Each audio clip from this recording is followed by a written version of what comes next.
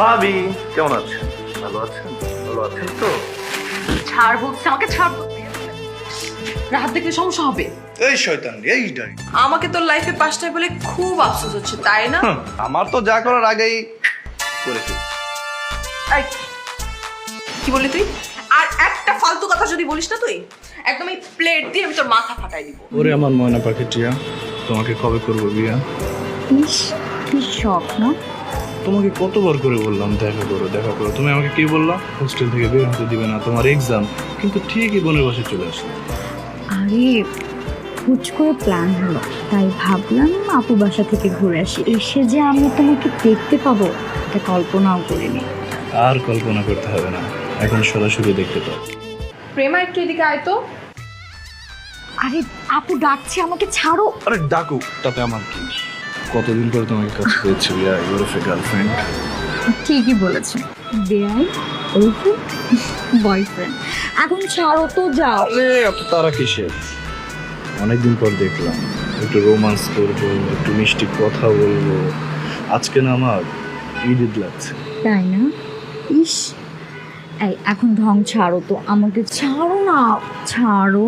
শোনো না, বাসায় তো মাত্র 3টা রুম। একটা আঙ্কেল আন্টি থাকবে, একটা ভাইয়া আর ভাবি থাকবে, আর একটা তুমি। ইস আরে কি বলতেছো তুমি এসব? আব্বু আম্মু আপু যদি জানে তাহলে একদম ঠিক হবে না। ঠিক বলেছি, আঙ্কেল আন্টিকে এই মুহূর্তে কিছু জানা যাবে।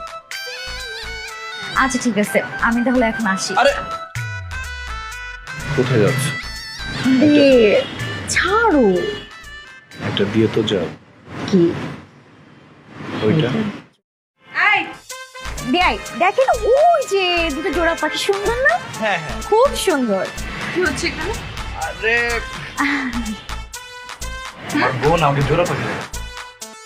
ব্যাপারটা কেমন কাটতে দিও না। যাকে দিয়ে যা। কি আশ্চর্য আপু, বেআইন কি বেয়ার সাথে কথা বলতে পারে না? চত্ব সব, সরো।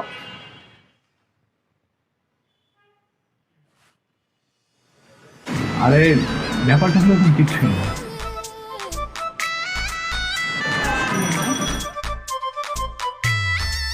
এখন কি করা উচিত?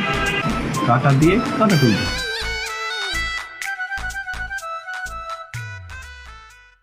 কি রে তানিয়া, তোর কি মন খারাপ? কি হয়েছে তোর? হঠাৎ করে যে বাসায় ডাকলি? কিছুই হয় না, কিন্তু অনেক বড় একটা ঝামেলা হয়ে গেছে। কি বলতেছিস সেগুলা? আমাকে একটু বলতো। দুলাভাই কি তোর গায়ে হাত তুলছে নাকি? চল থানায় চল।